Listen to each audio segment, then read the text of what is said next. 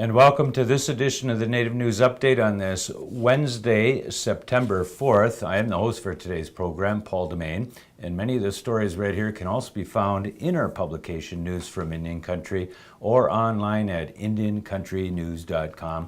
And here are a few stories for the day.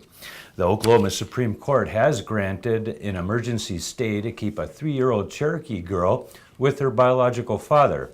A docket listing for the state Supreme Court shows that the stay was granted August 30th in the case of 3-year-old Veronica.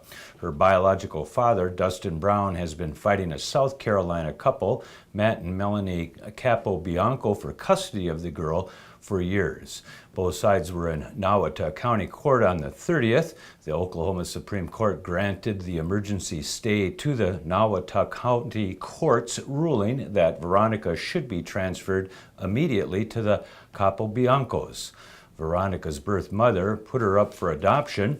Brown is Veronica's birth father and a member of the Cherokee Nation. He fought the Capobiancos' adoption of Veronica under the Indian Child Welfare Act, which was established to help keep Native American families together with each other rather than to sever tribal relationships and tribal citizenship rights.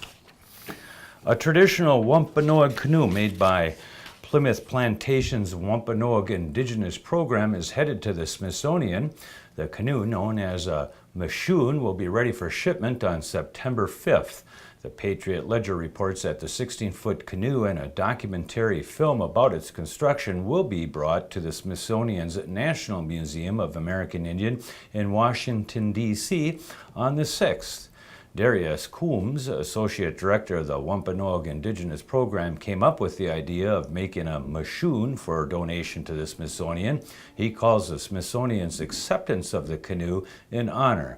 The Mashoon is made from a single piece of white pine, which is wrapped in clay and burned to create a thick bottom and a natural keel. 4 North Dakota tribal colleges will use state grants to develop and enhance programs that meet the state's employment needs in high-demand areas. The legislature set aside $5 million earlier this year to be distributed to tribal colleges to train students in areas such as oil field operations, commercial driving, and construction. The 4 colleges are getting grants totaling $3.5 million. Grants of $1 million are going to Turtle Mountain Community College in Belcourt, United Tribes Technical College in Bismarck, and Sitting Bull College in Fort Yates. Kandeska Sikana Community College in Fort Totten is getting about $500,000.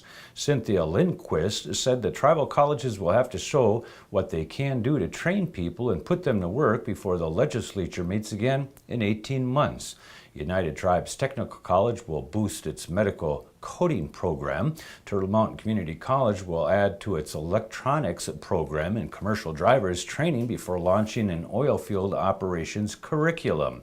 Jim Davis, president of the Turtle Mountain Community College, said the tribal colleges are flexible and able to design programs more quickly than other higher educational institutions. The Wisconsin Senate president last week questioned Governor Scott Walker's criteria for approving a new tribal casino in southern Wisconsin, saying the standards contradict the free market system. The Menominee Nation has been pushing for years to build a $800 million off-reservation casino in Kenosha in southern Wisconsin and finally won federal approval for the project recently. Tribal officials have promised the casino would create thousands of jobs and boost southeastern Wisconsin's economy. Walker, a Republican, has the final say on the casino now. He has said approval hinges on no new net gambling, community support, and a consensus from the state's other 10 tribes.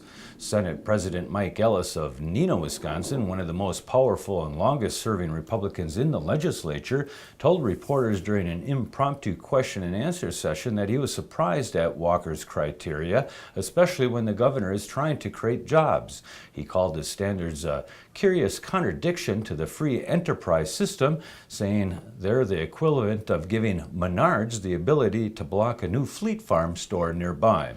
And that's going to be another roundup of news from Indian Country on this edition of the Native News Update. We want to say miigwech for joining with us, and come back again soon.